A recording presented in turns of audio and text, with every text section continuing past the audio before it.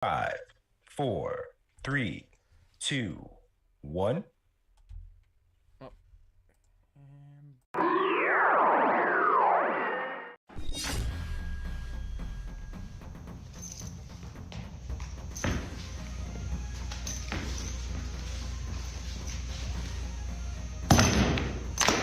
Get over here!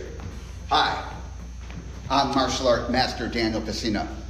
You know me as the original Johnny Cage, Scorpion, Sub-Zero, Reptile, and Smoke.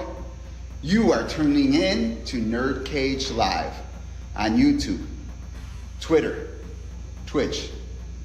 Don't miss an episode or you'll get caged. So let's finish him.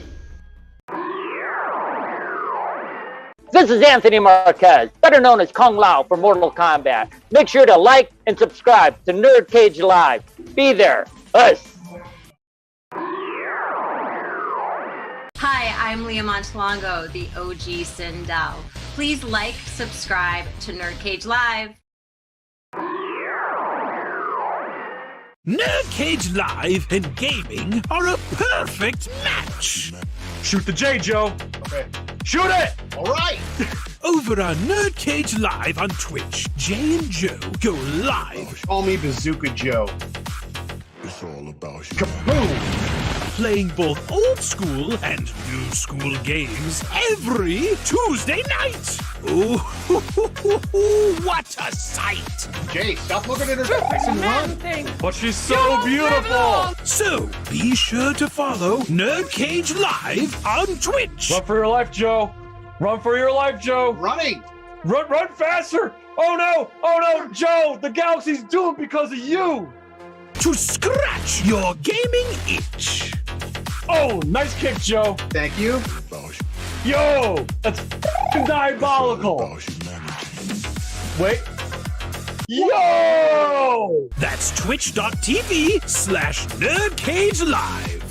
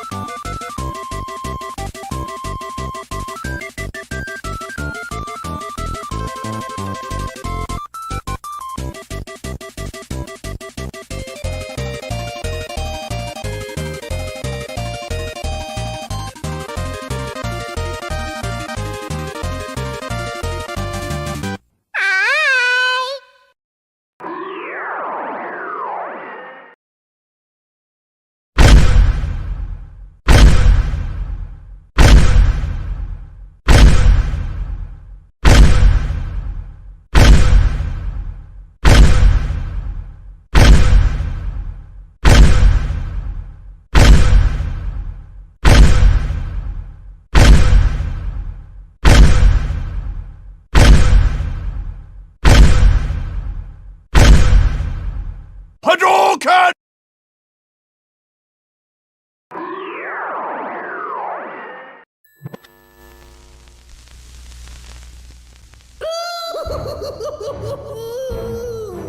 Greetings, citizens! You're now trapped in the nerd cage with your hosts Mark and Jay. We hope you have a smashing good time.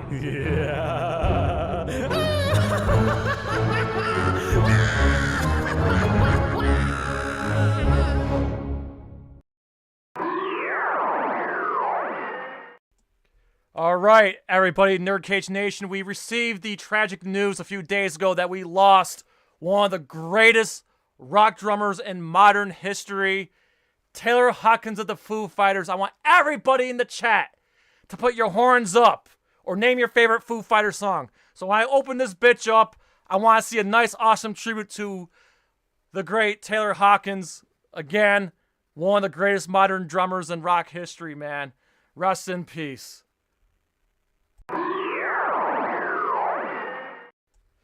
You're now about to witness the strength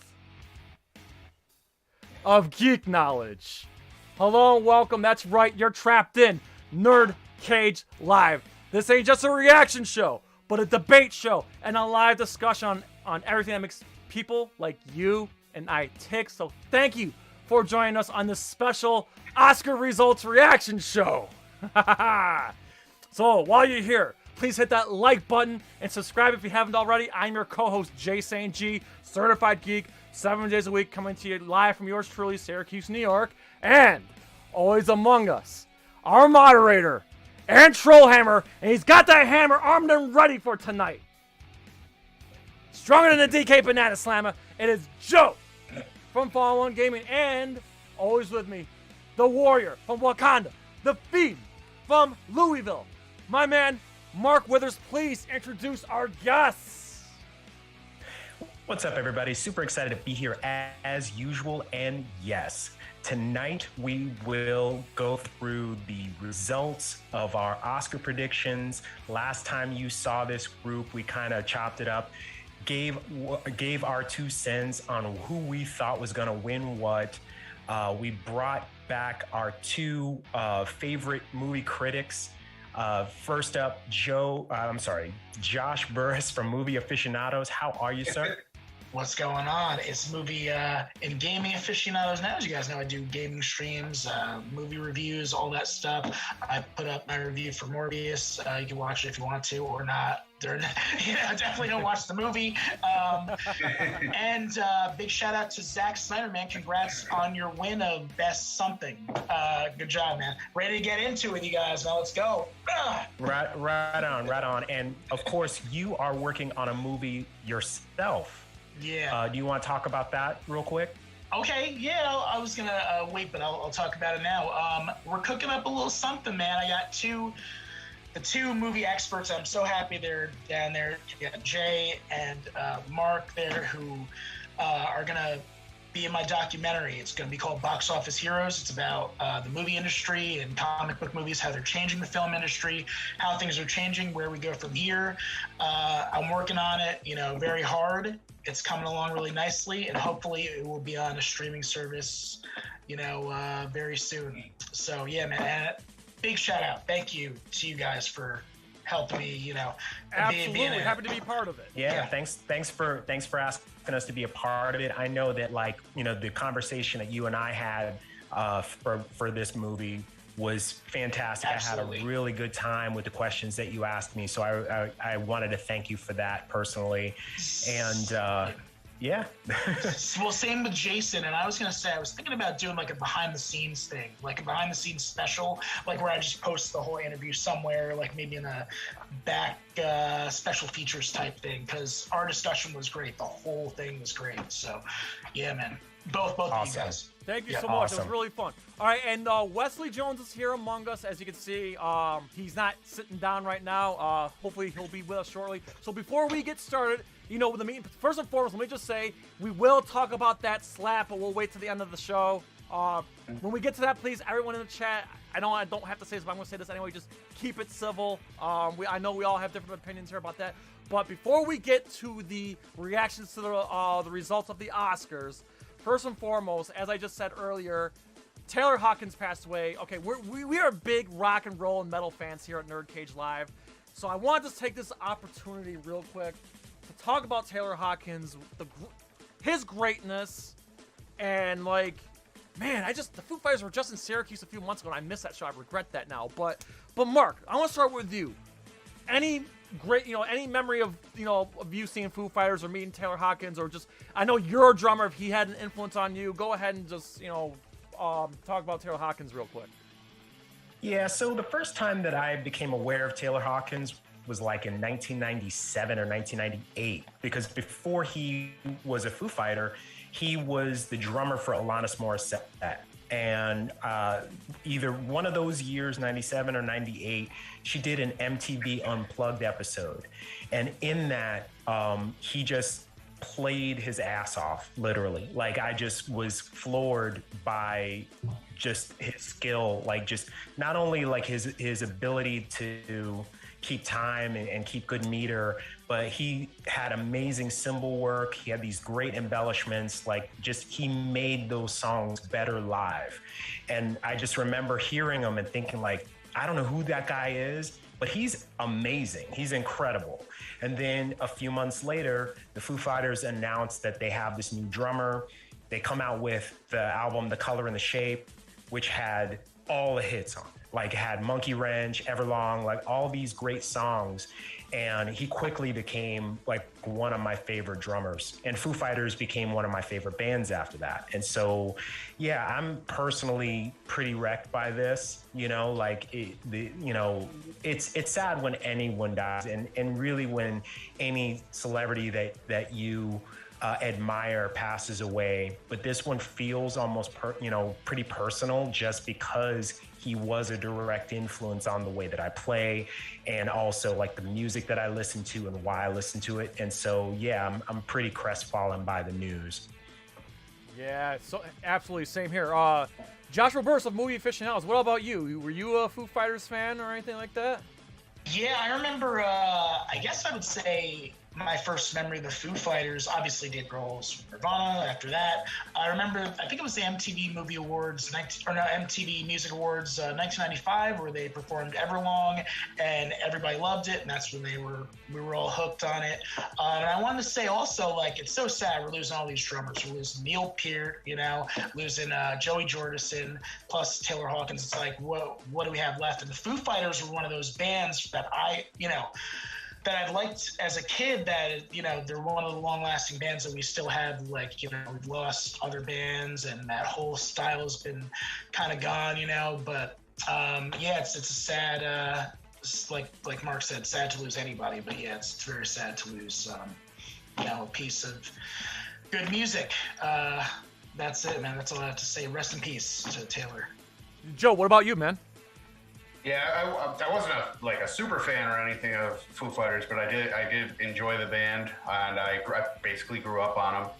And it's sad to have all, like he said, it's sad to have all these drummers go when it's way too early for them to go. And I love Everlong, I love Monkey Wrench, I love all their hits. It's great, but yeah, it touches you right here. Sad that he had to go so early. Yeah. Before my turn, Joe, we forgot. Joe, who's in the chat? In the chat tonight, we have Paul Tackett, we have Byron Kingsley, yes. We have Otis Commentary, hey, we have Shay Smithers, all right, Zilla, Archar11, and I think that's. I see Huon Frazier. He's a friend. Frazier, yes. And over in Twitch, we have Dallas Cowboys Baby Shark. Thank you for being here. Yeah, thanks, guys. Yeah, we definitely appreciate it. So I'll just give my piece real quick on Taylor Hawkins. So my first memory, okay, obviously Nirvana obviously led me to the Foo Fighters. I remember when I Stick Around came out, but when the first Foo Fighters album came out, Taylor Hawkins wasn't on it, but I remember I'll Stick Around and Big Me. Then The Color and the Shape came out. And this is what sticks out.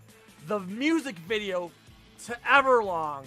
And I love the fact that in the video, Dave Grohl's the dude and his girlfriend is Taylor Hawkins in drag. And at the end of the video, he rips the bed apart, and underneath the bed there's a drum kit, and he starts pounding on the fucking drums. And what blew my mind, not only seeing that bed turn into a drum kit, was so mind-blowing on MTV. I was just a kid, I was 10 or 11. But those goddamn drum fills were like fast and ferocious, and we didn't really see that style of drumming, at least not in like mainstream rock, that often. So like I said, it was mind-blowing seeing him do the in Everlong.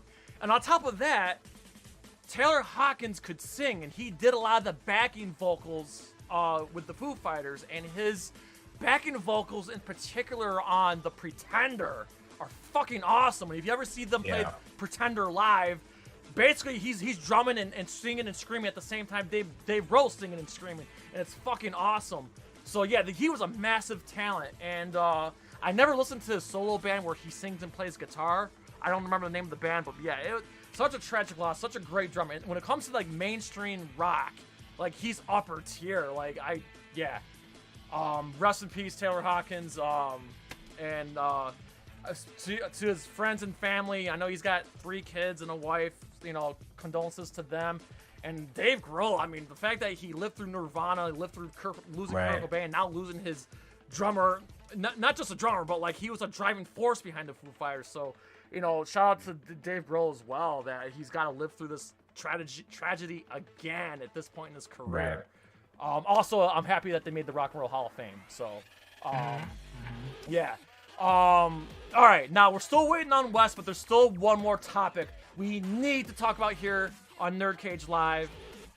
Just the other day, we received the news that due to health concerns, Bruce Willis calling it a day.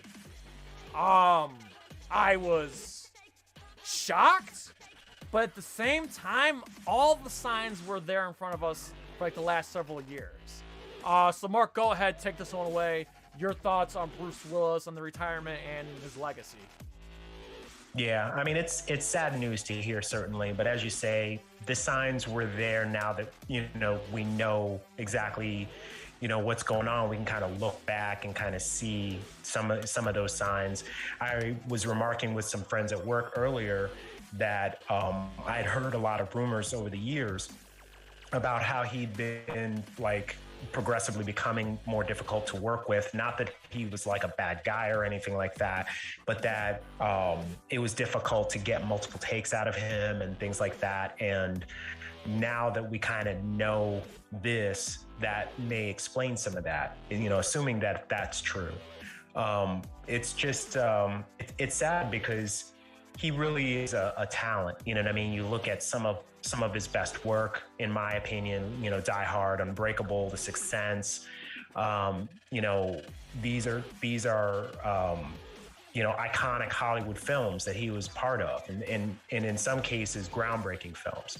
And so to not have him as a talent going forward, you know, it's you know, it's sad for us, and it's got to be extremely difficult for him. I can only imagine what it must be like to not be able to communicate, you know, to have the thoughts and the ideas and not be able to express them in the way that you want to. It's got to be maddening. So, you know, thoughts and prayers out to him, obviously, and certainly to his family and to those that care about him.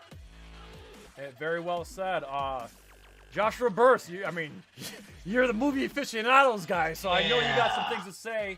What is your reaction to the retirement and looking back at his legacy? Well, I already known this was coming because my favorite YouTube channel of all time, Red Letter Media, they did a thing about, you know, him being in 27 movies in the last 2 years and the geezer teasers, all that stuff.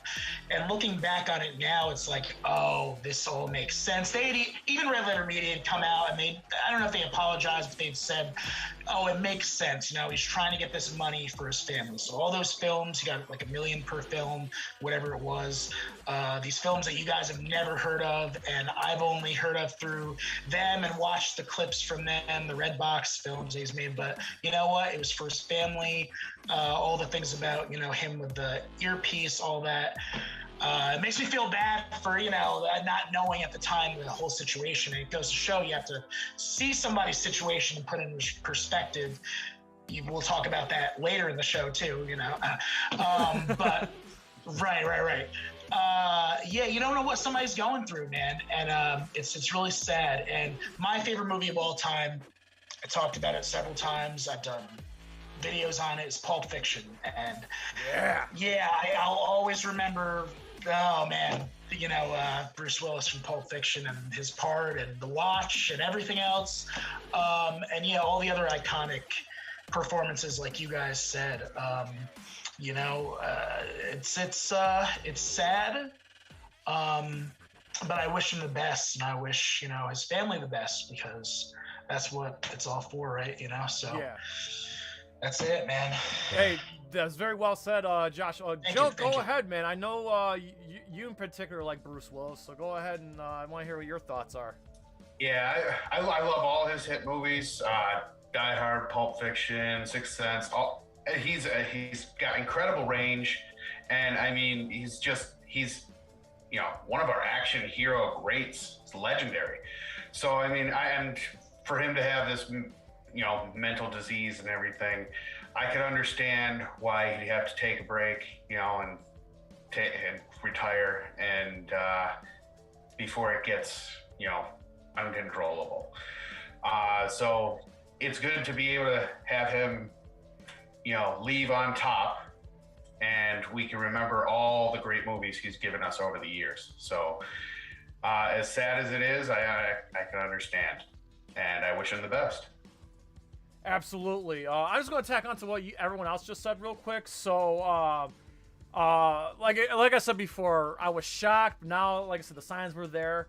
The thing that's weird to me though is like Bruce Willis is basically the same age as my parents, and to see him go out like this, it's just like, I'm thinking to myself, oh my god, like my parents are like, they're in the same age as Bruce Willis. What if it's.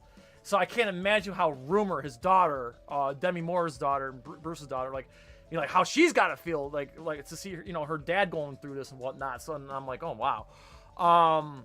But yeah, and I kind of like gave him a little bit of shit, like, hey, the last 10 years he's been doing crap movies. Like, what's going on here? Like, I never thought one of my favorite action stars would be going to the straight to DVD, route. But now I understand. He was trying to do as much as he can and make as much money as he can because he knew this was coming. By the way, I see people in the chat talk about Moonlighting. I think that was the TV show great he did. show. Yeah. I don't remember that, man. It was the TV show that was before Die Hard. That was like before Die Hard. There was Right. Moonlight. That was the show. Before I was born. So I'm not gonna give Bruce Willis shit for the last 10 years of movies he did. I'm just gonna say that it doesn't matter how many shit movies he's done. It does not take away from his legacy. Again, we just talked about Die Hard, Pulp Fiction. I'm a huge fan of Sin City, Unbreakable. Going into more recent territory, Hostage was really good. I think most recently that he did, even though it was a small role, Motherless Brooklyn with Edward Norton. He was good in that, even though that was a brief role. As a kid, I think the very first movie I ever seen with Bruce Willis was Hudson Hawk. I know it, as a kid I liked it. Give me a break. But Die Hard, again, something I watch every Christmas, because you should be watching every Christmas. And I remember when Die Hard 3 came out, Die Hard with a Vengeance.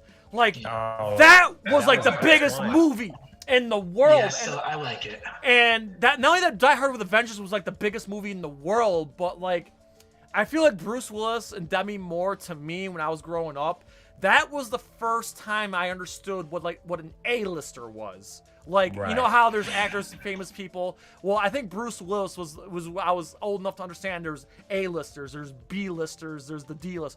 That Bruce Willis was like the A-list with Tom Cruise at the time, John Travolta, Nick Cage, that the early to mid-90s celebrities, like Bruce Willis was like one of the first people I think of because, like you said, Mark, not only that he was a terrific action star, he was different.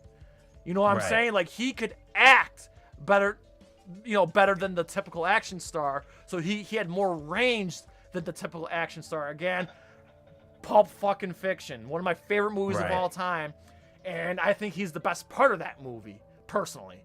Butch, the boxer. I think that's one of the reasons why I love boxing. Step aside, Butch. Step aside. Yeah, but not just that, but the part where he's in the taxi cab with Esmeralda. He's like, it's like, how does it feel like to kill a man? Well, he should have put his gloves on in the first place. I don't feel bad about it. I didn't try to kill him, but now that I did, absolutely. Yeah, like Bruce was one of a kind, dude, and like, yeah. So like I said, it'll never take away from his legacy, and it's just like, wow. I mean, and now I hate to switch gears real quick, but look at Sylvester Stallone and look at Clint Eastwood. you gotta have a new Yeah. appreciation for those guys because they've been doing it decades longer, and those same type of movies, but decades longer. So, I didn't think we'd be losing Bruce Willis this soon. So, just be grateful that we still got Clint Eastwood, we still got Stallone, we still got Michelle Yeoh still doing her thing. Like we still have a lot of action stars well past their prime doing their thing. So I'm just saying this right here, right now. For all these old school action stars that we're lucky enough to still have, appreciate it. Because who knows when it's going to end. My documentary, man. That's why I talk about my documentary. Well, it's gone. The star is gone. You know, it's more so the 19th Batman reboot or whatever nowadays. You know, so we don't get the stars. But Tom Cruise too. Tom Cruise is still trying. Yeah, he's still doing his thing. Yeah, absolutely. All right, so like I said, we're still waiting on Wes, but I figured why don't we get started on the results here. So we're gonna start with the small categories, and then we'll go into the big categories. Joe's gonna read off the category. He's not gonna read off every single nominee. He's just gonna read off who we picked and who the winner was.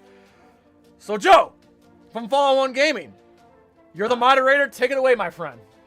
All right. First category up was Best Costume Design. And Wes's pick was Cruella. I believe Josh and Mark both picked Dune.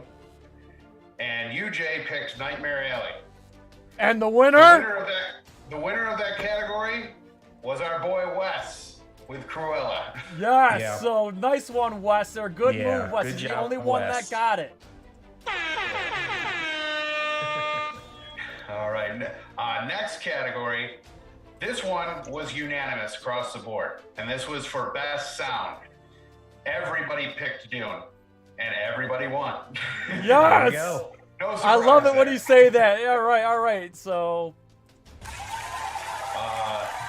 And Wes is back.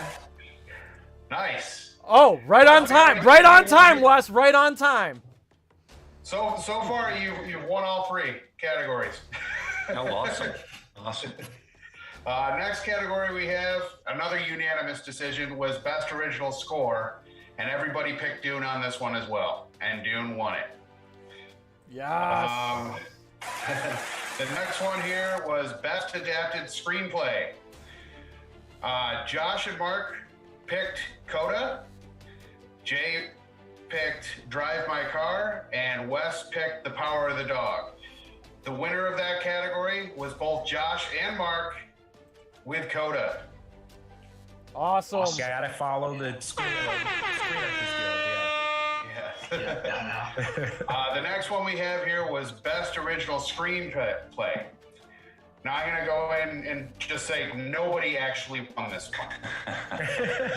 That's the only one. That's the only category where nobody won. Yes.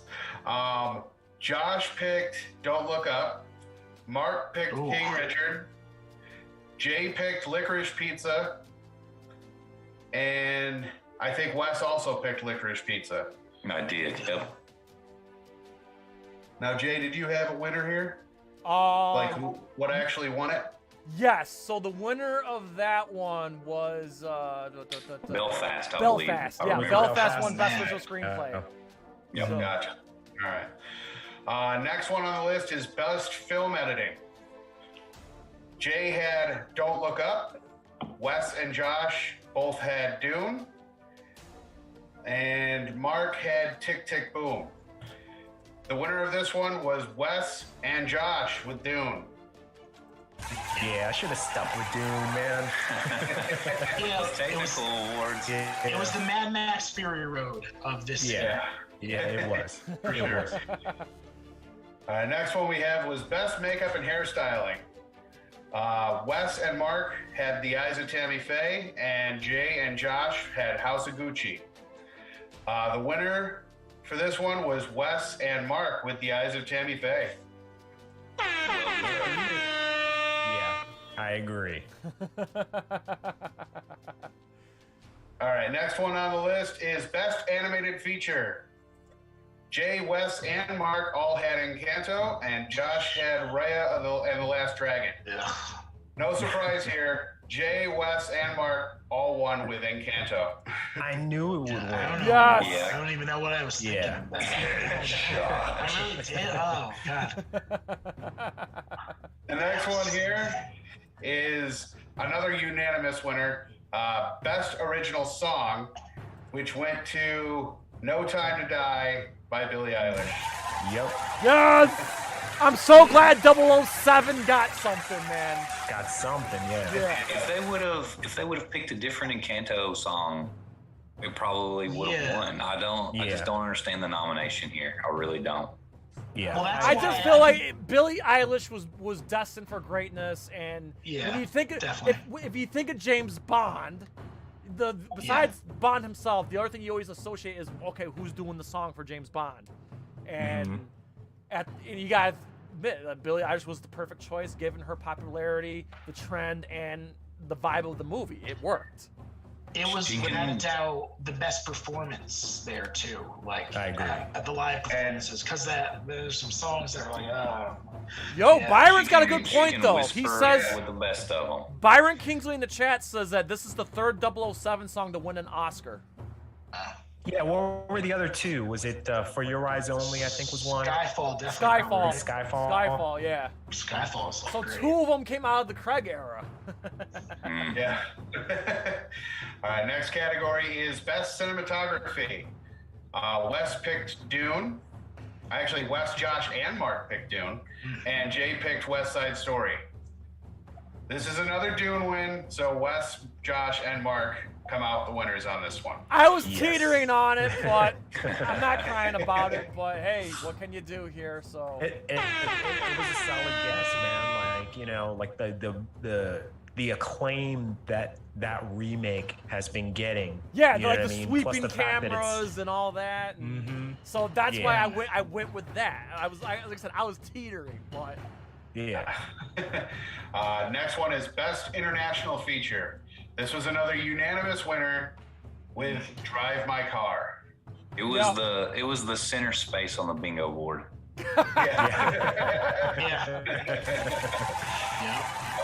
Next one is another unanimous decision. Best Production Design going to Dune. Hell yeah, baby. Finish him. The next one we have is Best Visual Effects. Jay and Wes both had Dune, and me and Mark had Free Guy. The winners here are Jay and Wes with Dune. What did I have? I don't know what I was thinking. You had No Way Home. That's right. Yeah, so it's close. Headshot. I feel like if Dune was gonna win anything, it was special effects. Like that was like the one. I know I picked Dune several times, but this was the category I'm like, Dune has to win, or is it a complete failure? On top of that, I'm just gonna reiterate, why was Shang-Chi on there is beyond me, and I just feel like it wasn't even a competition. Like Dune was the clear-cut favorite here, in my opinion. Right. All right, now into some of the big categories. First one we have here is Best Director. Mark had Paul Thomas Anderson with Licorice Pizza. I had Belfast by default, just because I had to be the other guy. Wes had Jane Campion on Power of the Dog. Josh had Drive My Car, and Jay had Steven Spielberg for West Side Story. The winner of the Best Director was Wes with The Power of the Dog. Yeah, that was a smart pick. That was the only category we all had different answers. It's so boring and terrible. Like, I can't. We all had different answers.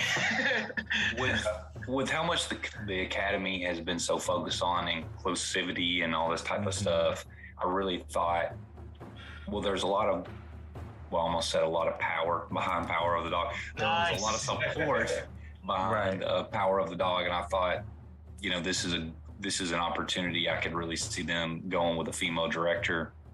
Yeah. And I think she was probably the favorite for that. And it is a well-directed movie. It's not like it was just a terrible choice of the Academy, but I think a lot of people kind of flipped the script and we're kind of rooting against Power of the Dog quite a bit down the home stretch. Yeah. I'm just gonna ask, did any of you guys like it? I'm sorry. Did you guys like it? I still haven't seen it. I haven't seen it. Yeah. So like or love. I liked the movie. Yes, I enjoyed watching it I once. didn't That like was it. Okay. that was good enough for me. Yeah, Well, I we'll really have to do enjoyed the a talk performance. on your podcast then, like some kind of something about it, Yeah. Well, my co-host didn't like it either, so. Yeah. All right, next up is Best Actress. One second. I gotta get... Okay. Jay, Wes, and Mark all had Jessica Chastain for The Eyes of Tammy Faye, and Josh and Kristen Stewart for Spencer. The winner here was Jay, Wes, and Mark with Jessica Chastain in The Eyes of Tammy Faye. Yeah, I after seeing that performance, she was a clear favorite of mine, but I just had a hard time seeing someone else win. I just really had a really good feeling that she's going to win this one. Okay. Yeah, I Jessica Chastain had all the momentum, and like I was rooting for her. Just saying. Yeah. No, so like I agree that she was the best actress. I'm so happy she deserved it. Didn't she already win though? No. Because that was one of the reasons. She's been nominated. She's never won. Oh man. Yeah, I thought that was her first win. Yeah, that was her first.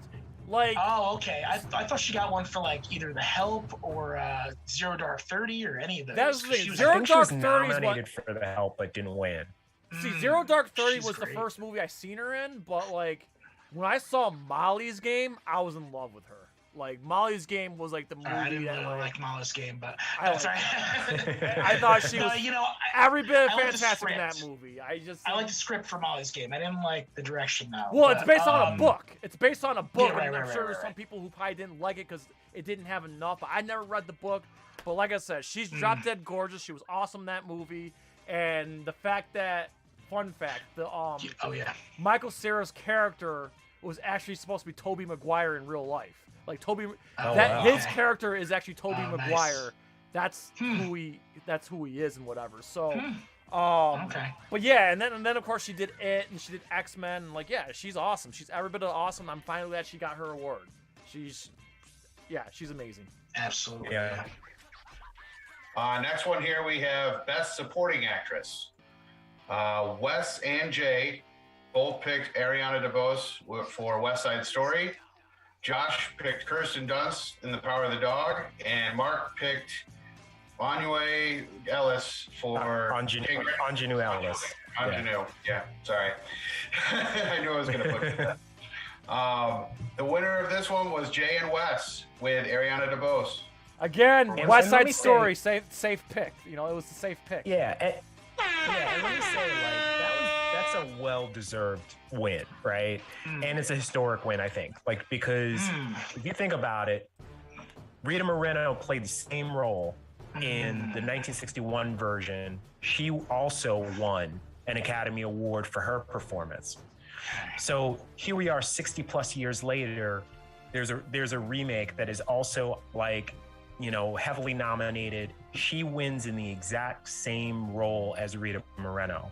Like, I don't think that's really, to my knowledge, that's never happened before. Like, where two different actors playing the same role both win an Oscar. Mark, Joker, Heath Ledger, Joaquin Phoenix. Oh, okay. Yeah, I always forget about Joker. Deep cut. That is, yeah. He went I right mean, to the it, too. only He's like, difference, Joker. the only difference though was Heath Ledger was Best Supporting Actor and Joaquin Phoenix was Best Lead Actor, but it was the same role essentially.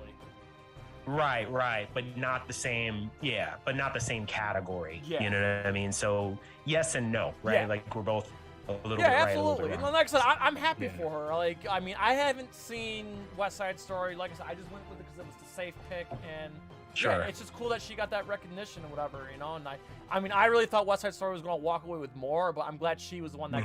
I'm glad West Side Story won that particular category. Right. Next up, we have Best Supporting Actor. Wes had Troy Kotsur for Coda. Actually, Wes, Josh, and Mark all had Troy Kotsur for Coda. and Jay had J.K. Simmons for Being the Ricardos. The winner here was Wes, Josh, and Mark with Coda. Yes. History being made. Another historic win. First deaf actor to win an Academy Award. Am I right? Yeah, man. So, yeah.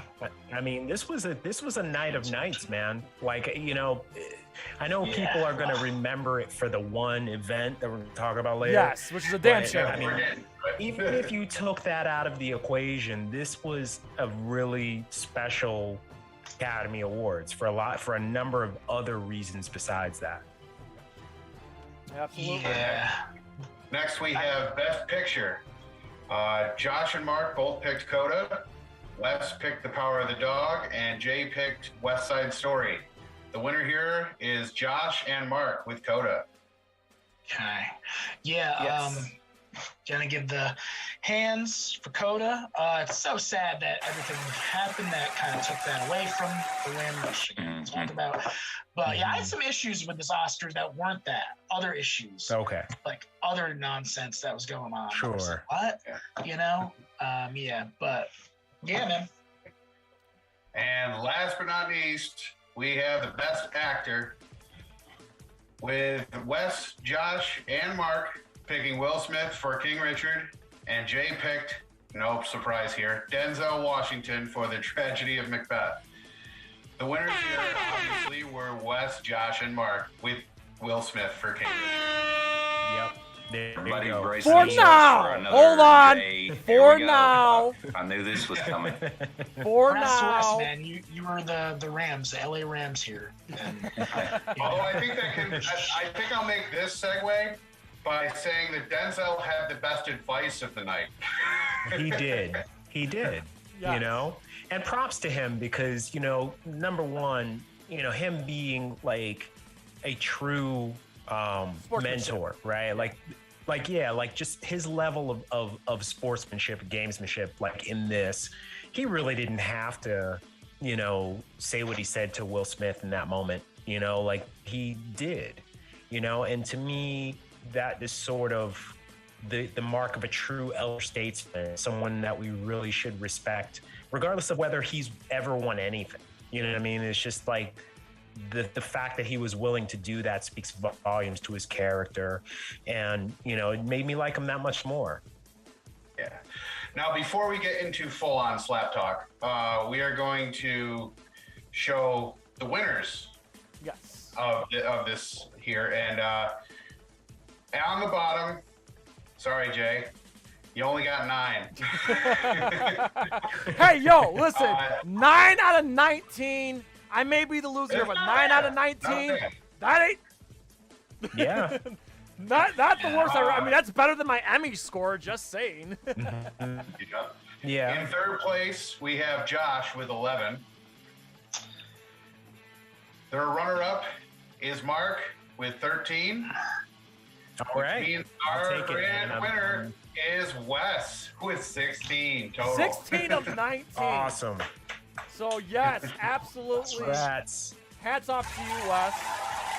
No, I appreciate it. I usually go for either 3 or 4 misses. I've never had just 2. I'm trying to get where I just have 2 misses, but it's I usually average about 3 misses. So that's what I was trying to beat. Hey, consistency is good, and it's just funny. There's only Absolutely. one category where we all missed.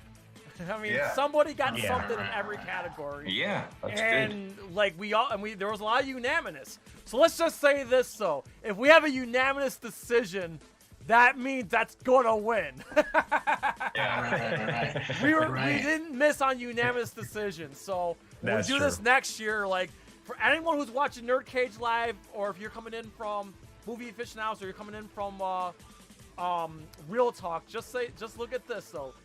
When us on screen have a unanimous decision, book it. It's gonna win. Shay wants to know what the punishment for Jay is going to be. Get it over with. Is it going to be a slap? Boom.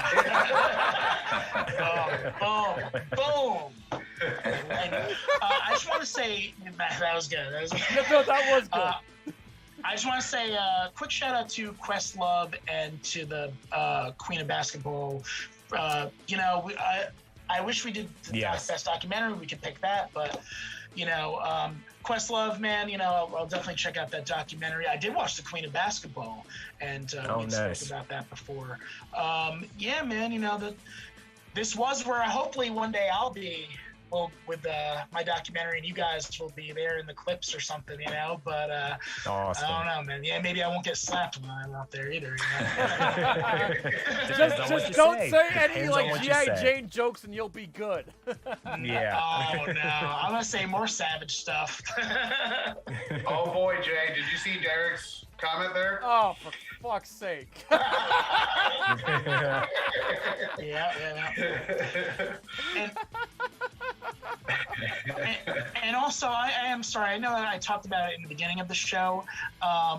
What was up with the best scene award or whatever the hell that was? Okay, Zack Snyder. I'm happy. What is that? I'm happy for Zack Snyder. Okay, he's my guy. I know it's a stupid award. It means nothing. It doesn't make any sense. It was best scene but ever the of all fact time. that it doesn't matter how you look at all it, this other shit. DC once again walks away with an Academy Award. Marvel does not. Okay, I'm happy for Zack Snyder and the Snyder Cut and its impact. But what about Army of the Dead, though? Like, are you happy for that? I like Army of the Dead. Oh, okay. Well, then I like Army of the Dead. You can't forget. Sorry, Jay. Sorry. Also, you gotta keep in mind though, when Army of the Dead came out, at the time, it set the Netflix record. At the time, it's been broken now. But at the time, Army of the Dead broke the Netflix record, and at the time, it broke the HBO Max record. At the time, so I'm just saying that for a brief moment last year, Zack Snyder was the most streamed movie director in the world. So it's got to count for something. You can't. Zack Snyder has his fair share of haters, we'll say that, but he's also got his fair share of fans, and Oscars proved it.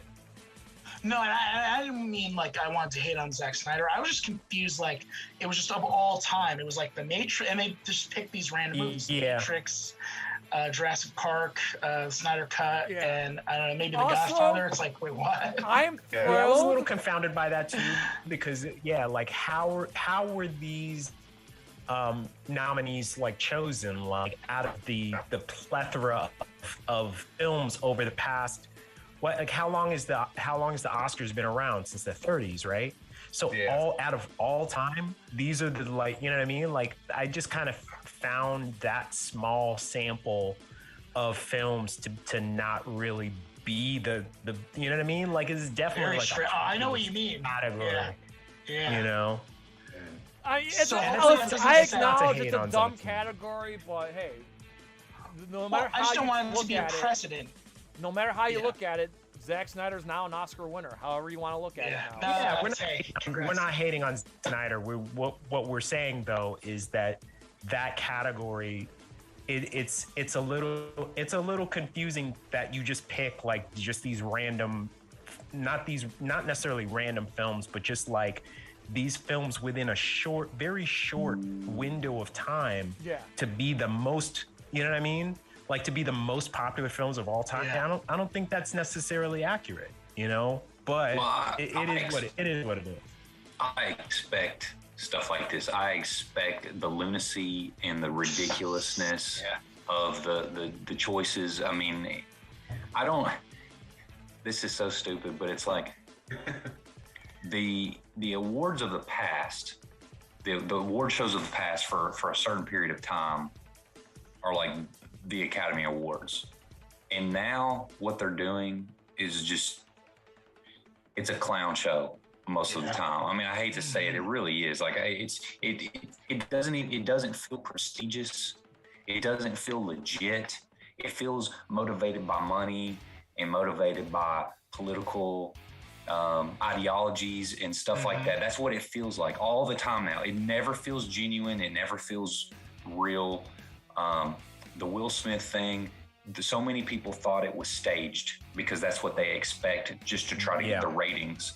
And I honestly don't think that it was, because it seemed pretty real to me. But when that type of thing happens and nobody cares anything else about really the awards and how it took place. It just kind of shows you the state of where the award show is. And I just, like, I can't take something like that serious. Best scene of all time, and you put the Snyder cut in it? The Matrix too, though. But the Matrix, which is like 1999, it's like, wait, what? Of all time? Right. Yeah. I mean, no mention of like anything beyond like the 1980s or 1990s. You know what I mean? Mm-hmm. What about, On the Waterfront? What about Rebel Without a Cause? What about Giant? Casablanca. You know what I mean? Like, no. Right. Double Indemnity. Like there's so many, like, Yeah, the history. that's not even a category that you can really do. Like, you'd have to split it up and say, like, a best of this decade or something like that. You can't. So I'm gonna give you a good answer. The answer is that people weren't born who are of age to buy the stuff that's in all the 900 commercials that they showed that would only know the Matrix and stuff. That's the whole point, is to sell the commercials, sell ad space, and like, the integrity, I'm putting quotes in there, like, what are they going to have next year? Best, animal or whatever, and like just random shit they're going to have. It's going to turn into MTV Awards / People's Choice Awards, and it's not going to be, nobody's going to care. Nobody cares. I honestly didn't even know about that category until I read an article about it. I wasn't even aware that they did it, if you want the honest truth. And among all the categories we did today, I felt like I picked the ones that were important. You know what I'm saying? Like 19. No, I agree. Of course. Also, I want to point out, it's not really nothing to do with the Academy. Well, it is and it isn't. But I just want to point out, and I'm kind of happy, LeBron James won Worst Actor in the Razzies. Sorry, I don't like LeBron James. I hated Space Jam 25 years ago, and I have no interest in seeing this new one. And LeBron James I just can't stand him on and off the court. So for him to win best, or win Worst Actor, puts a smile on my face. Just saying. I'm not really It's funny that you say that, Jay, because Byron says that your punishment should be to watch Space Jam 2. Nice. For all eternity. Forever and ever on replay. All right, so let's get it over with. What is my punishment? What is my punishment? I like the Space Jam. Yeah, I like that. But you still have to watch your punishment from last time, Rise of Skywalker, which you still haven't done. I still have. So it should be a double feature. It should be Rise of Skywalker and then Space Jam, like immediately after. I've never seen Space Jam 2 because I knew it was an absolute cringe fest. That was the week when Space Jam 2 came out that I decided, you know what, this pig movie, I'd rather see that shit. And thank God. And that was dope. I love that. Yeah, thank God I did. Again, I just want to say, I feel like Pig was snubbed. Lady Gaga was snubbed. Frances McDermott was snubbed. And again, I've heard people say Green Knight is another snub. Green Knight, absolutely. I thought House of Gucci was snubbed. Yeah, Denis Villeneuve was there. He, like, everybody else won awards. Like, thank you, Denis. But hey, Dune won the most. Right, I know Dune won the most. Yeah. Dune won what? Dune won what? 6? Dune won 6, right? I didn't count them. They won a lot. I think Dune won 6. I think Dune won the most. 6. I'm gonna also say, I know, I'm so sorry. I know we gotta get to the slap. No, Amy Schumer and the other two, Regina, Wanda, bad job. Bad jokes, bad job. Really cringe, super cringe. You had sexual assault, which is another different charge that you could be arrested for, which I don't want to get into that with Jason Momoa. Oh, we're talking about the Regina Hall skit? Oh, all of it. The whole thing. It was all cringe. It was all bad. Yeah. Stop. Just stop. Just have Chris Rock come back. After this year, maybe. Before we I think the most memorable movie of the entire Oscars this year was G.I. Jane. G.I. Jane 2, baby. Okay, so Chris Rock.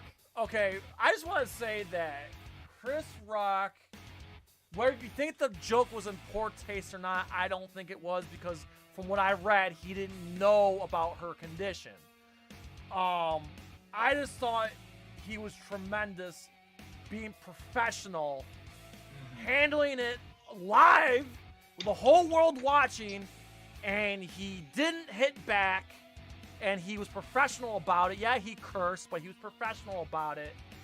And The fact that he's 160 pounds and 180 and 190 pound man couldn't knock him out.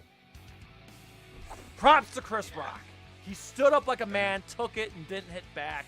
I don't know really After what all else to say that about that boxing training that he did for Ali, to have such a bizarre looking slap form, I just was like, Yeah, Well, I think that feeds into the conspiracy theory that it that was it wasn't. right? Yeah.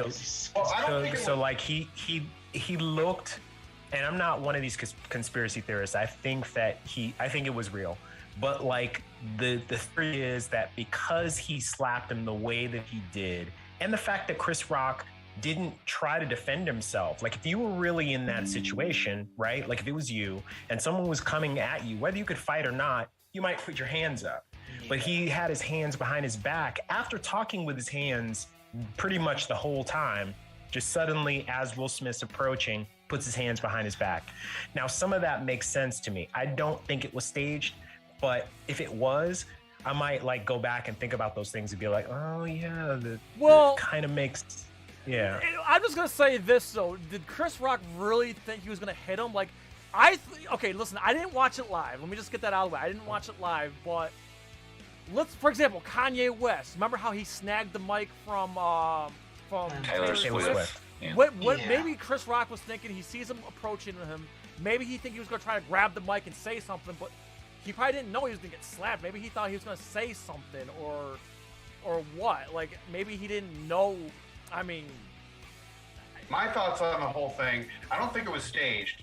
What for Chris Rock to stand like that, I think he was just thinking, if I make myself look defenseless, he might not hit me. Not only that, but I think Will Smith doing the slap the way he did. First of all, there's a video from November of him teaching kids how to do fake movie slaps, and he does that exact one. Oh. So I have a feeling that he did the slap that way so that he wouldn't hurt him. And basically just wanted his wife to go, yeah, see, I did something for you, but I didn't hurt the guy, Interesting.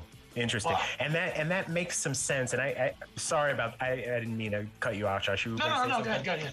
No, go ahead. My thing is long. Yeah, all I was going to say is that like that's sort of also feeds into the audience's reaction, right? So like I have a separate opinion about the audience, which we'll probably tackle in a minute, but the audience's reaction to the slap afterwards was that they didn't know what to make of it, right? It looked staged. Even like my wife and I, like when we watched it live, at first we thought it was a skit, right? And so I think that the majority of the audience also like didn't know what to make of it, which I'm hearing now that like the reason why he wasn't like security didn't come up there and like usher him out of the building was because they didn't know whether or not this was like a real thing,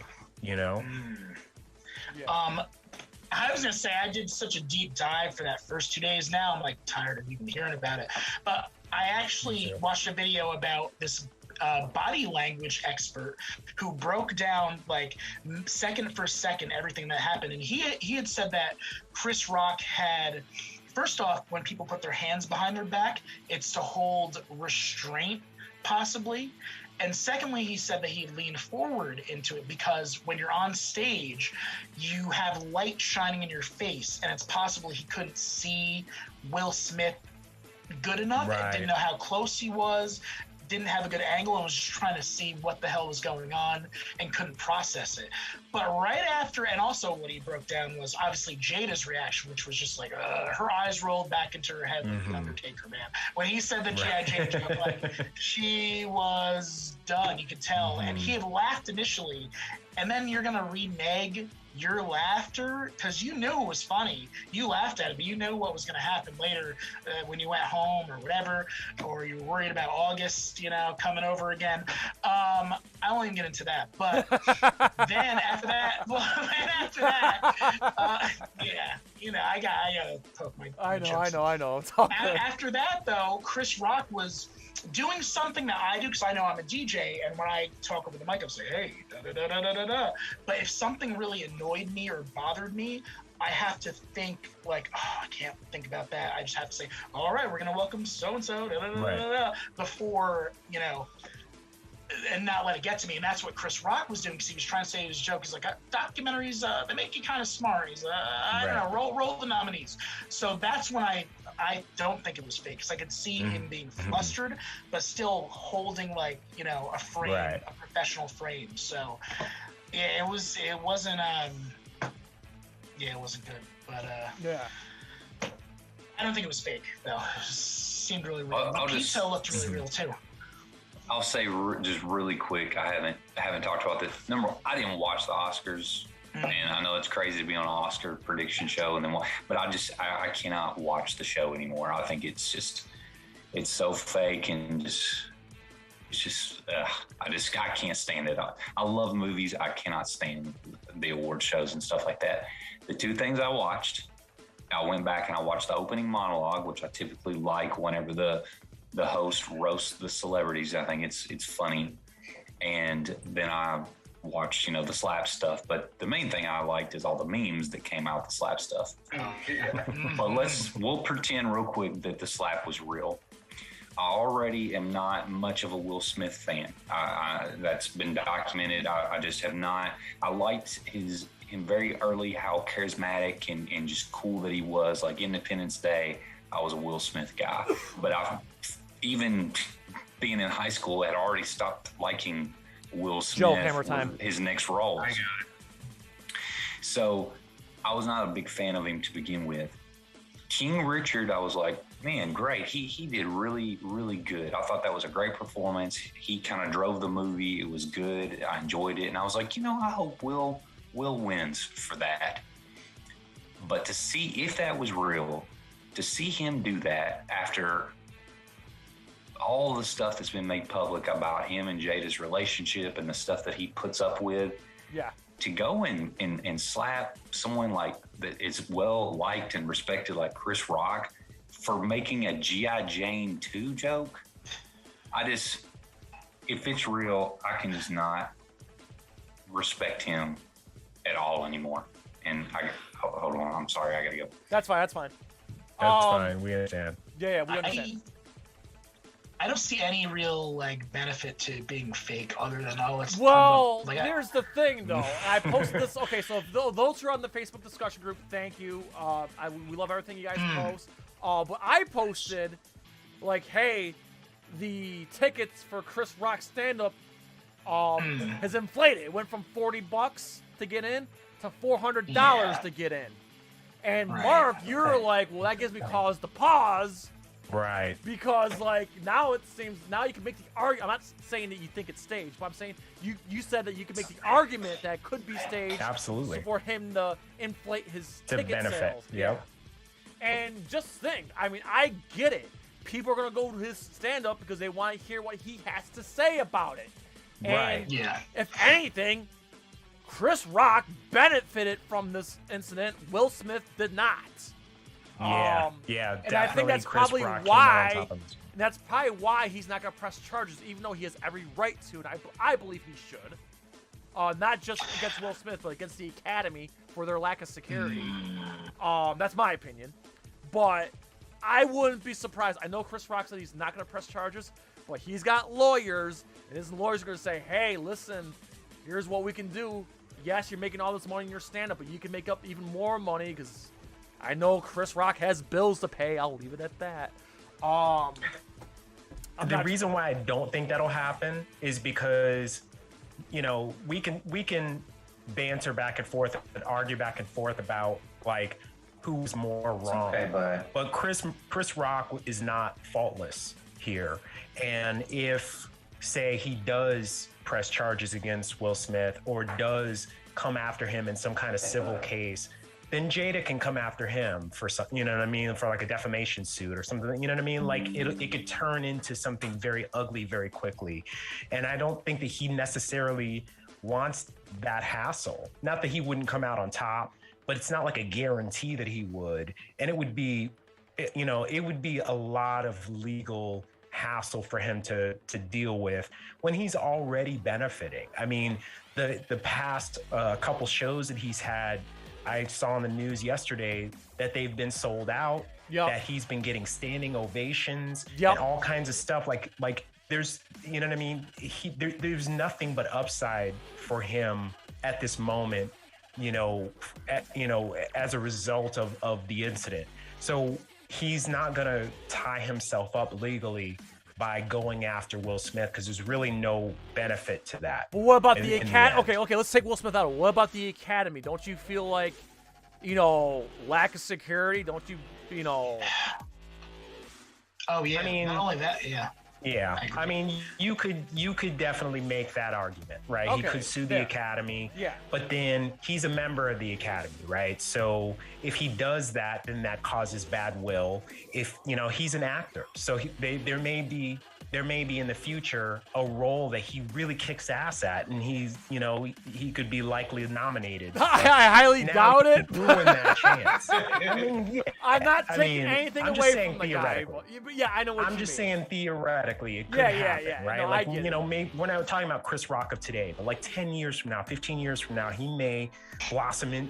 We don't know. He may blossom into this like amazing, like elder statesman kind of an actor, and wind up turning in an amazing performance that's worthy of an Oscar. But because he sued him, in 2020, sued them in 2022, he would never have that chance ever. You know what I mean? Even on the low end, if he just wanted to hosting it, Right, exactly. If he wanted now, to here's the thing. host Next year's going to be like interesting, though. Next year will be interesting. First and foremost, I guess I should probably mention that the Academy's already looking into the incident, and they're already saying that they could be banning Will Smith for years. Nothing. Now, also, there's also that possibility he could lose his Oscar. That may not happen. I doubt that highly. But it's not. But it could. Yeah. It could. But the more likely scenario is that he'll be banned from the Academy for at least a year or two. So that being said, next year's ceremony, we're just gonna we can make the assumption that there's a chance that Will Smith will not be there for that. But if Chris Rock chooses to host again, or if Chris Rock is just there, everybody's just gonna tune in, not for the award ceremony, but to see what Chris Rock's gonna do, and it's gonna be like. Yeah, and see what I'm sure they're gonna have security around the stage. At least I hope they do. So it'll be interesting to see what's going to differentiate next year moving forward after this incident. I mean, this incident changes everything, basically. And it's just sad that, this was supposed to be the biggest night of Will Smith's life. Not just that, but, we just talked about earlier, the Best Supporting Actor there and Best Supporting Actress. Like, in Dune, like, these were big nights but it's been overshadowed by this. So it's just unfortunate, and but we're going to remember this forever. I think 10, 20, 30 years down the road, I don't think the meme will ever die. I think the Batman Robin meme is dead. Long live the Chris Rock and Will Smith meme. Just a template. Yeah, absolutely. That's a living meme. I'm going to make an early Oscar prediction.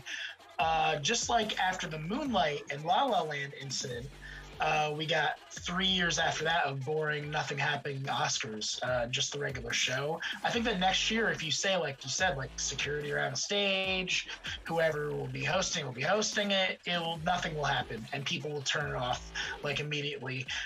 You know what I mean? I think it's only once every 3 to 4 years you get that, wrong Best Picture winner / slap in the face.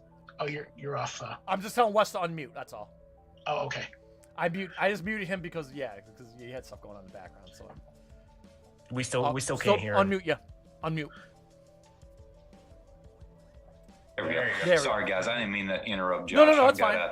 No, you're good. I got a sick 3-year-old here. He's pretty sick, so I'm gonna have to. Sorry for being late and again. Don't worry. And we totally understand. Every time. Wes. Try to do this sometimes. Yeah, no worries. Thank you for joining us for as long as you did, and we appreciate you. We hope that your son is gets better, And you know, all of our best wishes to you. And congrats, you won 16 of 19. So Absolutely. you slayed it, man. Thanks. You slayed it. And before you You're go, me. we say Yeah. we look forward to your Oscar result podcast. We look forward to it because your prediction podcast was fantastic. So everybody, awesome. NerdCage Nation, please, Hell yeah. if you're an audio junkie like us, please subscribe to Real Talk Movie Podcast. Link in the description below. Wes, thank you so much. Thank you. No, thank you guys. I love podcasting with all four of you. I hope we get to do this again soon, and I can actually be around for a whole episode. And we have the Oscar prediction episode. It's been recorded. I was unable to join that due to things that are going on. I have a bunch of stuff going on in my personal life right now, and but we're about to put out an episode about 1996's Fear. And that is really interesting. Nice. It is Nice. an outrageous episode. It's just so ridiculous. But we had a bunch of fun, and we'll have that out this week. Well, it's tomorrow's Friday. So the goal is it'll be out tomorrow. So thanks, Excellent. I got something to listen to at work tomorrow. Thank you, guys. Yes. There you go. All right. You There have a go. good night. Good night, my friend. Thank you, so guys. much again. We Thanks love you. so much. Take care. All See right. ya. Bye. All right. And then let me just pop in a placeholder so that way it doesn't mess with the stream too much here.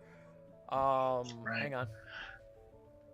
But Josh, I like what you said. I like where your head's at with that prediction.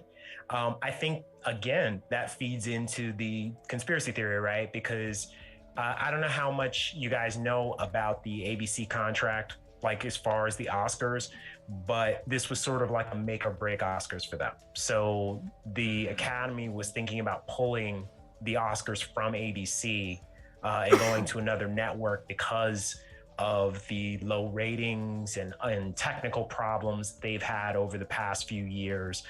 And it makes sense that if they had something that had a big enough pop that got people talking, you know, that it would actually, you know, not only boost ratings for that night, but for future Oscars going forward, because you make a really good case that now that this has happened, next year we're going to be looking to see, like, you know, what's the next big fiasco that occurs. Also, I didn't know this until I was listening to another podcast. I forgot who it was. But people were complaining about, well, what the hell's going on with the cameras here? Why they keep moving the camera? Apparently, at some point, there was a wardrobe malfunction. I guess we had another titty pop. I don't know who it was. I don't know who it was. Believe me, I wish I did know. But that was but in case anybody who I didn't watch. I was just listening to everyone. But people were like saying, well, what's going on with the camera? Why do they keep zooming, like moving? There was a wardrobe malfunction with some big female celebrity. I don't know who it was, but in case you guys are wondering what was going on there, that's why. I see. Wow. So Janet Jackson did, huh? Wow. Interesting. That was staged, wasn't it? The Janet Jackson JT? Well, No, I'll say this. She had go a ahead. pasty on. Right. That is, yeah, she was ready for the, ready for it. You know what? Speaking of, this will be the last thing. We'll wrap this up. Okay. I'm surprised because you bring up Janet Jackson. So when the Janet Jackson incident happened, for those who don't know, you young kids who don't know, Super Bowl 2003 halftime show. Look it up. Just Google it. Anyway, so 2 days later, a woman from Tennessee, of course it was Tennessee, filed a class action lawsuit suing the Super Bowl for the American people. Oh my God, how could you let that happen for viewers to see? They had a case, they were right. I gotta be careful how I say this. Mm-hmm. Do you think there's a viewer out there somewhere in some state, any state, who's ready to sue the Oscars for a violent outburst that the world saw? Hey, no, you just gave me a good because idea. they didn't actually, in the, the clip that everybody is like seeing and commenting on was an international clip.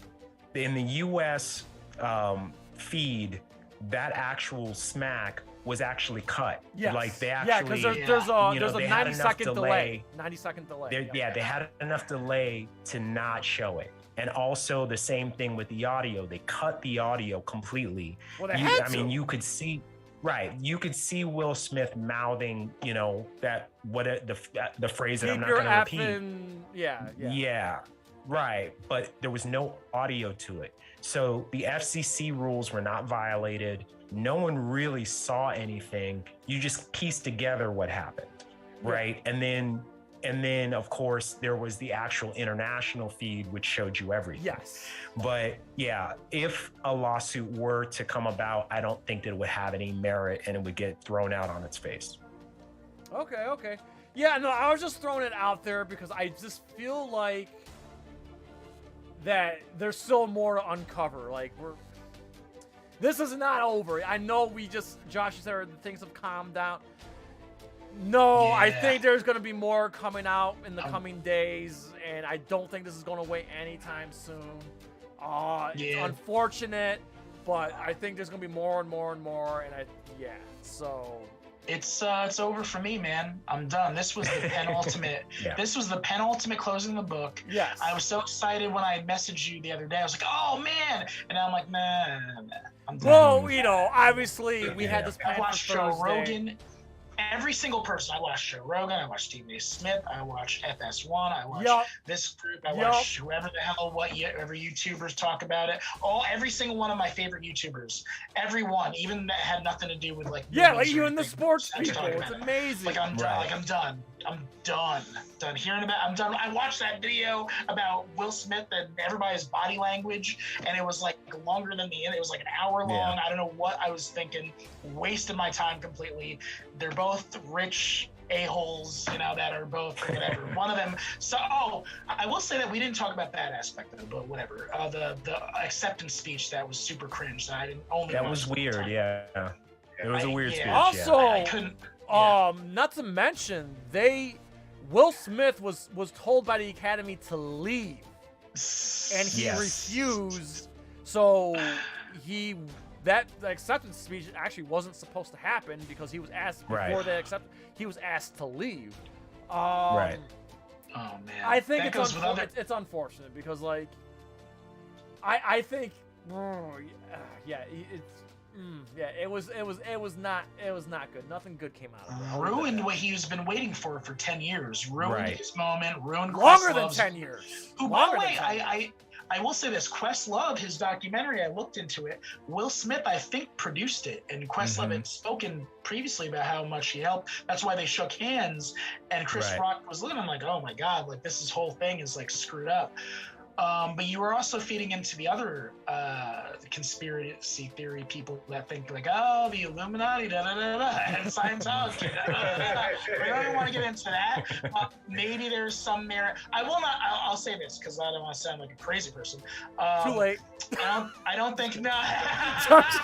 Nice. No, I don't think it's. I don't believe in any of that. I know. I'm just messing, dude. You're my dude. I just like the mess. But I do believe that Will Smith has a lot of pull. He's a producer on so many things. Every time you look in the producers thing, Cobra Kai, all these other shows, TV, he has a lot of Hollywood real estate. Now, I don't think that's like a secret group that wears masks or whatever, but I think there is you have a lot of power. If you have a lot of power, absolutely, that speaks. And I don't know if maybe like when him saying, no, I'm not leaving the Oscars, and they're like, oh, well, I guess we can't do anything about that. It's like, what? Yeah. No, get him out of there. He said no, kick him out. So, no, I guess that's it, right? Trust me, I'm a little bummed that Denzel didn't win, but at the same time, I'm happy for Will Smith for his victory. I'm saying solely on the victory because here's the thing. I still feel in my heart of hearts that he should have won for The Pursuit of Happiness. That bothered me. Yeah. I can think of 3 incidences that bothered me. I thought that he should have won for Pursuit of Happiness. I thought Mickey Rourke should have won for The Wrestler. I feel like Stallone should have won for Creed. Those bothered me because those guys, I wanted those guys to win bad. Yeah. So, do I think, I still stand by I think Denzel should have won, but the way I look at it, this victory makes up for The Pursuit of Happiness. Because I don't think he was deserving of Ali. I'm a huge boxing guy. As great as that movie was, that was just Will Smith playing Muhammad Ali. That wasn't Will Smith being Muhammad Ali. That was Will Smith taking his take on Muhammad Ali. He wasn't like Ali to me because Ali doesn't talk like that. And he wasn't Jamie Foxx. On top of that, like Ali himself didn't like the movie and did not like Will Smith. So I understood why he got nominated. I understood why he didn't win. But The Pursuit of Happiness, he poured his soul into that, and there were moments in that movie that made me cry. And to see that struggle, to see him struggle, his character, well, it's based on a true story, but to see his character struggle, and like, yeah, I wanted him to win that year, and then when he didn't, it hurt me. So I feel like this victory makes up for that. So that's how I personally feel. Right, but of course, you know, now there's a huge asterisk by it, you know, and on top of that, you know, it doesn't only ruin that, you know, ruin everything for him, like at least, you know, in terms of that Oscar and in terms of that night, but it now overshadows every other Oscar winner that night. Like, you know what I mean? This was their night. You know what I mean?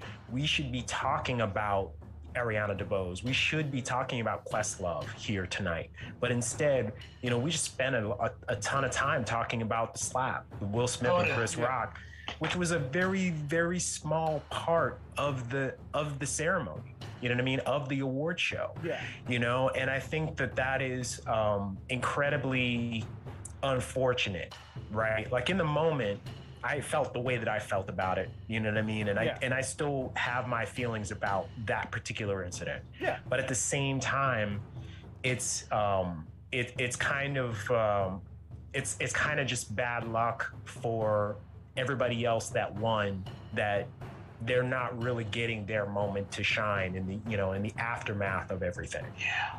Yeah. We're trying to do that here, man. Well said. We're trying to do that here, brother, on NerdCage Live, man. That's No, like I said, it's Coda, man. Shout out to Coda. Yeah, shout out to Coda for real. And Dune. I mean, come on. Dune. Listen, get there, man. 10, 20 years, even when this movie was first announced, the fact that this movie, you know, got nominated and won is mind-blowing. Right. And I think in 2023, 2024, hopefully Denis Villeneuve will get nominated this time through, and Dune will win even more awards, you know? Yeah, Dune Part 2, yeah. But that's all I got. And again, I'm really happy for Jessica Chastain. Like, her, you know, her moment. It was her moment. I'm glad she won. You know, like I said, I've been a fan for a minute. I'm happy for all the winners. And I still have to get through all the other best pictures. I didn't get through all of them, but I will. And at least I can say this comfortably. For Coda winning, great. Because last year I was unhappy with Nomadland. Right. And the year before that, well, 2 years before that, because of the pandemic, but 2 years before that, I was unhappy about Parasite. Now, Parasite was good. Parasite was good. I really liked Parasite. I liked Parasite, but was it better than Joker in 1917? Yes. No, Josh. Not better than 1917. No. No. 1917 should have won. I really like I agree with you a lot. Well, I will say this. No, I disagree. I felt that way because I really, really loved 1917. And the first time I see Parasite, it was overwhelming. I say that we all should watch it again. There's so many things to that movie. I like it. I just don't think it was better than those two. I don't want to do a review right now, but it's very, very deep, and there's so many meaningful things in it that are like the missing chair. That was like, oh, that's the missing chair with the two family members. All that other stuff that I won't talk about now because we're going to talk for that. But Parasite might be one of the best movies in the last 10 years. I disagree. I'm so sorry. That's fine. I disagree. And okay, John, I never asked. What about Nomadland? Because that pissed me off because I felt Nomadland. The father should have won. Nomadland. I like all the vistas. I like all the cinematography. I fell asleep at certain times in the theater. I was really tired that day, but I would be like, oh, that's a nice shot of Frances McDormand walking around for, like half the whole thing. Where's the story? All right. I enjoyed it. So I will say this. I don't think that it should have won Best Picture. Thank you. I did enjoy it quite a bit. I personally found it engaging. Then again, I mean, I think that maybe speaks to people who have like experienced van life, and so maybe that's why a lot of people didn't really like grasp onto it as much. But I gotta say, the performances within that film were fantastic. Frances McDormand is great in everything. And then David Strathairn, I think that's how you pronounce his name. He was really good in it. And you had some really good, even like some of the actors that we don't really know their name. They're not like big names, but some of those characters were like really rich and interesting. And I really liked that movie a lot. Do I think it should have won Best Picture though? No, I don't. Like, I'm glad you think that. But for me, I didn't like the movie. I didn't think it should have won. Real quick, Mark, did you see The Father yet with Anthony Hopkins? No, and I probably won't see it because I just have so many other. It strikes a nerve. I get it. I didn't see that either. Oh, dude, it should have. The reason why I think that movie should have won. Granted, Anthony Hopkins won the Oscar, but I'm just saying. Okay. That movie struck a nerve. What about Nomadland did not. I didn't see. I didn't like Sound of Metal. I didn't enjoy Sound of Metal. But anyway, what I'm getting at is like I feel like finally this year, like the movie that won, like I can live with it. The previous 2 years, no, but this year I can live with it. I mean, also I will say for me, I think that the Academy did the inverse of what I wanted the year before that. If you guys remember, I thought that Green Book had the best script. I thought that The Favorite had the best director, and I thought that Roma was the best movie overall. And they completely did the inverse, where I think like The Favorite got best script, Green Book won best picture. And, I like the Green Book. Oh no, I liked it a lot too. I liked the script, but I thought that The Favorite had a better style and look. I thought that Roma had the best of both worlds, where that should have won. But that was before. That was the time when Netflix was like, we don't really like you too much.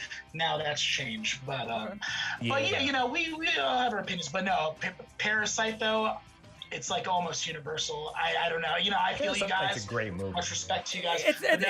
I like it. I just don't think it's better than 1917 or Joker. That's just my opinion. That's fair. I think it's a 10 out of 10. I think it's like I said, it's a good movie. I'm just baffled that a movie like 1917, which was just the it was flawed. It was good. That camera work was just mind blowing. In particular, the dogfight where you see the two airplanes fighting and they crash into the barn. That is mind blowing how they pulled that shit off. Yeah, what I loved about 1917 was how they within that moment, right? They just instantly changed the focal point of the film, right? Like you're following this one guy throughout the first two acts of the film, and then something happens to him, and now you're following the guy that's like right next to him. Yeah, and you know what I mean. And it just totally shifts everything. It's like a relay. It's like a passing the torch in a relay race. Yeah, it's a good protagonist switch. It was. And the sound design's excellent. You know, the scenes, the way that they were, the pacing was awesome. And I did agree. I would have, if you would have said this to me like 2 years ago before I rewatched Parasite a bunch of times, I was on board. I was like, what? Come on, 1917. Also, I really like Ford v Ferrari. I think that was that was a good one. It was. I knew it was going to win, but that was good.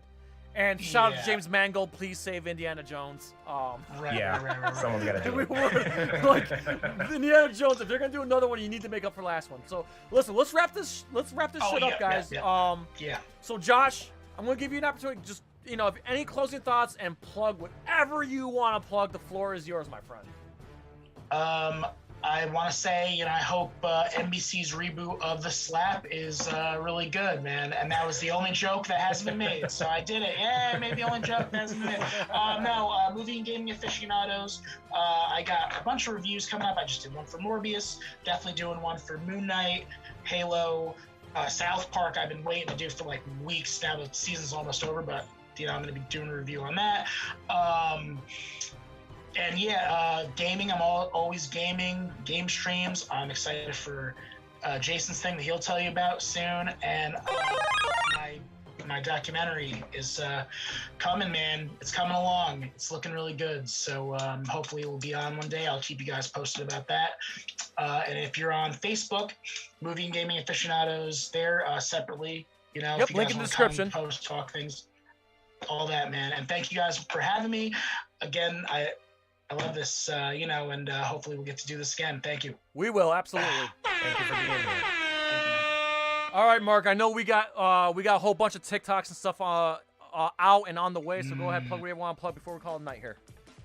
Yeah, I mean, if you've not checked out our TikTok, it's tiktok.com/NerdCage Live. We got a ton of material on there and a ton of rapid reviews coming up. Picard, Halo. There was right on the tip of my tongue, Moon Knight, which Josh just mentioned. We'll do Morbius. I'm going to be doing that. Yeah, and of course Morbius. You name it, we're going to be doing a rapid review on it. And in addition to that, the look backs are going to be coming back very soon. Just stay tuned. We got a few things planned.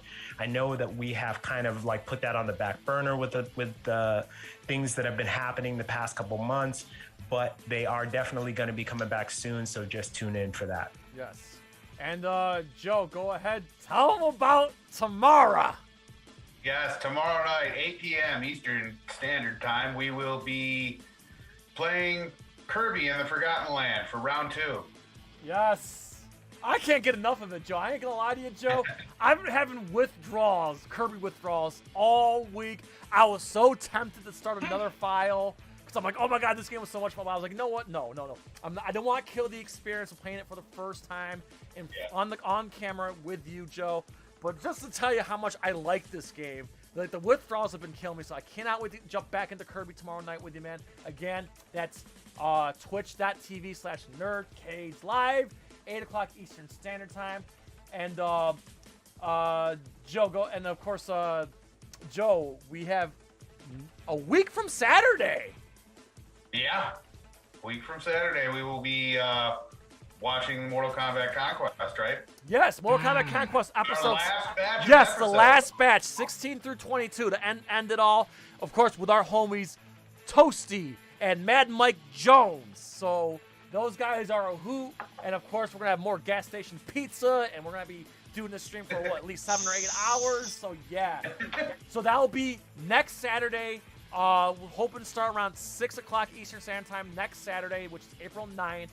So if you guys haven't watched Mortal Kombat Conquest, you can watch it on HBO Max. We are, like I said, if you're gonna watch it with us, we're gonna start at episode 16. If you haven't watched it, go ahead and watch the first 15 episodes and watch 16 through 22 with us. Very much looking forward to it. Any Mortal Kombat related stream is always good for us. We love doing it. Also, next Tuesday we are gonna resume our Gears of War 5 campaign. We're having a blast with that. Cool. And I guess right here, right now, we'll just say it. We are not doing a Morbius spoiler stream. The movie, not only that the movie wasn't good, there's not a lot. I'm okay with it. There's not a lot to say. Yeah, now I don't have to go see it. Just doing it on Facebook. So. But yes, please check out our Facebook Live authentic in the car out of the theater reaction video. I think that's good enough review. Yeah. And there's more things to come. Again, I have in case you missed the preview earlier, the NerdCage Live and Friends, who is the Mount Rushmore of video game characters, is baking in the oven right now, and it's smelling mighty fine. So that will be premiering April 21st. In fact, let me just go over the whole month of April real quick. So next Thursday, we're going to be here with Titan Goji and Kush from the Hub. We're going to be talking about Attack on Titan, and we're going to be talking about Halo.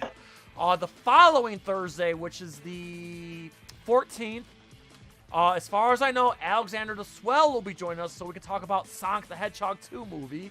Gotcha. And then the following Thursday on the 21st will be the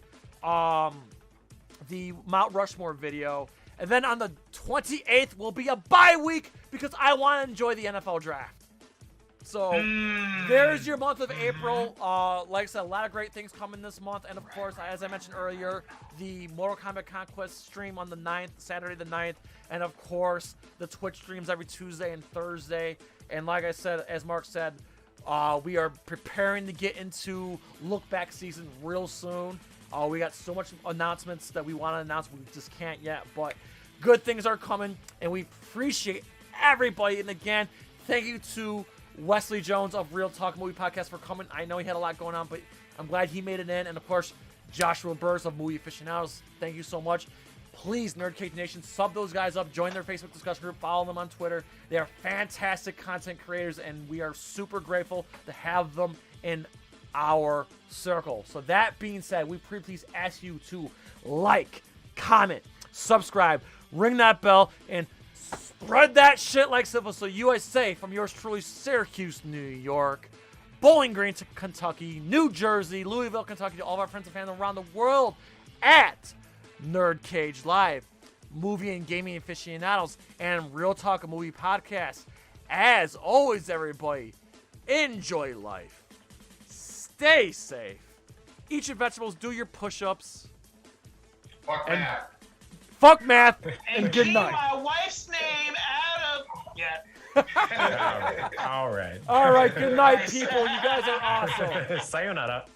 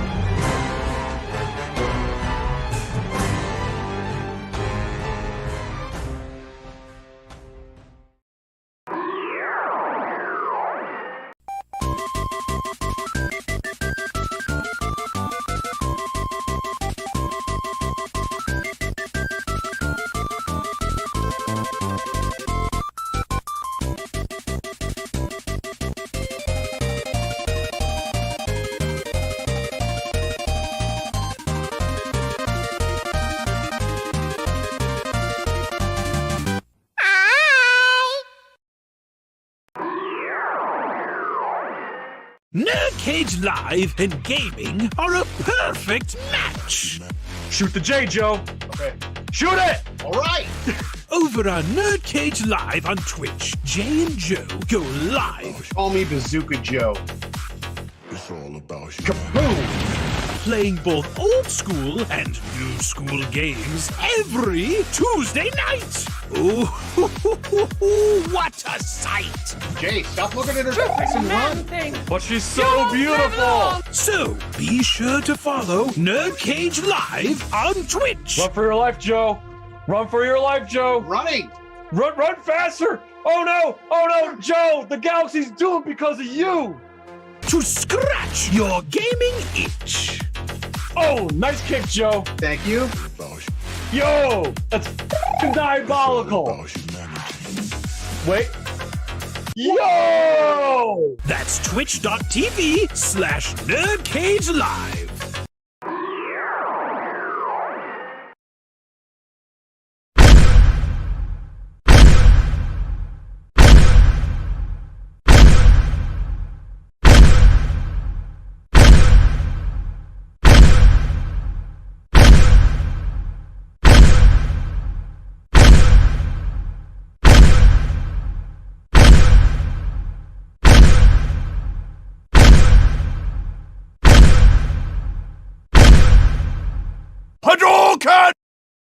Ooh, trying to get out of the NerdCage, are ya? Well, before you go, hit that subscribe button. And if you're really intrigued, ring that bell. Thank you for dropping by. Until next time, tell everyone you know about NerdCage Live!